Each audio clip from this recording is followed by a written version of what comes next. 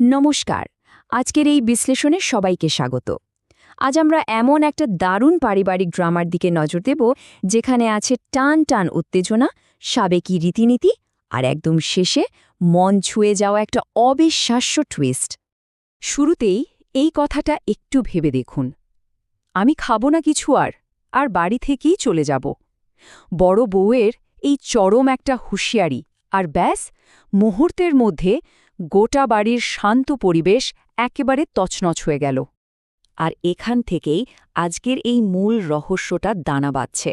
মানে কেন হঠাৎ করে পরিবারের একজন এত আদরের সদস্য একটা খুশির অনুষ্ঠানকে পুরো ভণ্ডুল করে দেবার হুমকি দেবেন। চলুন এই পুরো বিষয়টা একটু ভেঙে দেখা যাক। প্রথম পর্বে আমরা আলোচনা করব জন্মদিনে শাড়ি দেয়ার এই বিশেষ প্রথাটা নিয়ে। এই যে রীতি বা প্রথার কথা আমরা বলছি, এর কিন্তু একটা গভীর সাংস্কৃতিক দিক আছে। একটা সাধারণ বাঙালি পরিবারে শাশুড়ি মায়ের নিজের পছন্দের শাড়ি বৌমাকে উপহার দেওয়াটা শুধু একটা নিয়ম নয়, এটা হলো নতুন মানুষকে পুরোপুরি আপন করে নেওয়া আর গভীর স্নেহের একটা চূড়ান্ত প্রতীক। আর এখানেই আসে মেঘার কথা। নতুন বাড়িতে ছোট বউ মেঘার এটা একেবারে প্রথম জন্মদিন। তাই বোঝাই যাচ্ছে শাশুড়ি মায়ের এই পরিকল্পিত উপহারটা নিয়ে পরিবারের সবার মধ্যেই একটা দারুণ উত্তেজনা কাজ করছে। কিন্তু এই আনন্দ বেশি দিন টিকল না। দ্বিতীয় পর্বে এসে আমরা দেখছি বড় বউয়ের অপ্রত্যাশিত এক ঈর্ষা। বড় বউয়ের এই চমকে দেবার মতো ঘোষণার দিকে একবার তাকানো যাক। তিনি হঠাৎ করেই যেন তীব্র ঈর্ষায় জ্বলে উঠলেন। একেবারে সাফ জানিয়ে দিলেন যে মেঘাকে যেন তার এই জন্মদিনের উপহার কোনোভাবেই না দেওয়া হয়। এর ফলে যেটা হলো, পরিবারের ভেতর একটা চরম সংঘাত আর অস্বস্তির সৃষ্টি হলো। একদিকে বড় বউয়ের না খেয়ে থাকার আর বাড়ি ছেড়ে যাওয়ার একগুঁয়ে জেদ, আর অন্যদিকে একজন মায়ের স্নেহপূর্ণ ইচ্ছার সরাসরি সংঘাত। শাশুড়িমা তো এই ভেবে প্রায় ভেঙে পড়লেন যে সংসারের শান্তি বুঝিয়ে এবার সত্যিই গেল।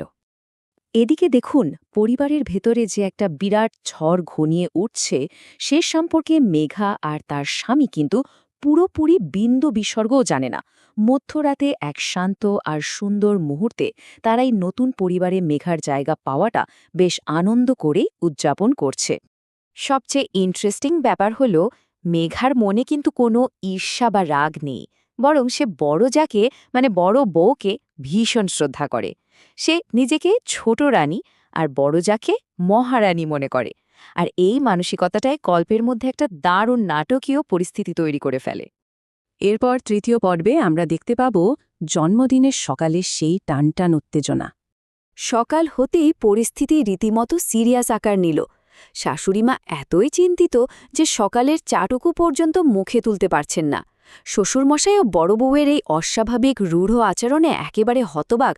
শাশুড়িমা তো বারবার অনুরোধ করছেন আজকের এই বিশেষ দিনটায় যেন কোনো অশান্তি না হয়। এখানে দুজনের মনোভাবের একদম আকাশ পাতাল তফাৎ ধরা পড়ে। বড় বউ প্রকাশ্যে বলছেন তিনি খারাপ আচরণ করছেন, কিন্তু নিজের জেদ থেকে এক চুলন নড়তে রাজি নন। আর অন্যদিকে ছোট বউ মেঘা এতটাই শান্তিপ্রিয় যে স্বামীকে সে বলছে অশান্তি হলে তার ওই শাড়ির কোনো দরকার নেই, নিজের পুরনো কাপড় পরতেই সে বেশি খুশি। মানসিক চাপ এই পর্যায়ের একেবারে চরমে পৌঁছায়। এখন সবচেয়ে বড় প্রশ্ন হল, বয়োজ্যেষ্ঠরা তো হাল ছেড়ে দিয়েছেন, আর বড় বউও নিজের জেদে অনড়।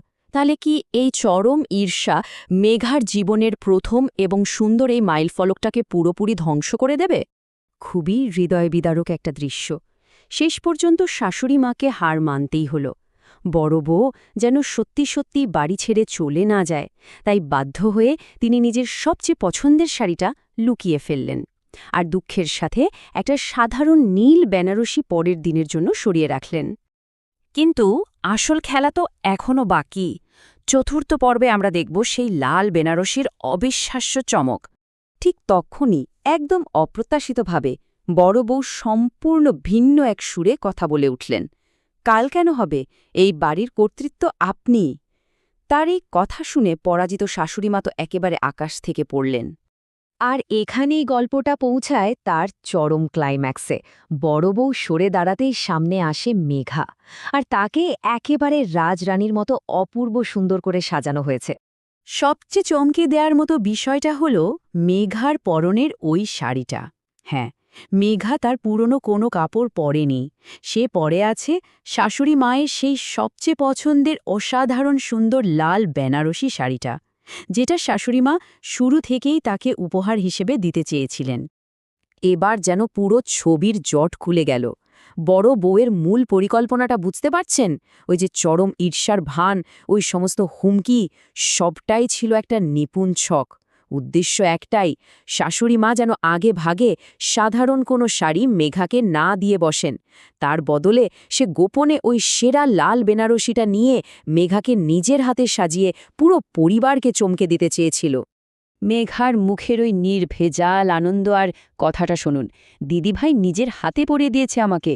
এটা থেকেই পরিষ্কার হয়ে যায় যে বড় বউয়ের ওই রাগের পেছনে আসলে ছিটে ফোটাও ঈর্ষা ছিল না, বরং ছোট যাকে আক্ষরিক অর্থেই রাজরানীর মতো অনুভব করানো ছিল তার একমাত্র লক্ষ্য।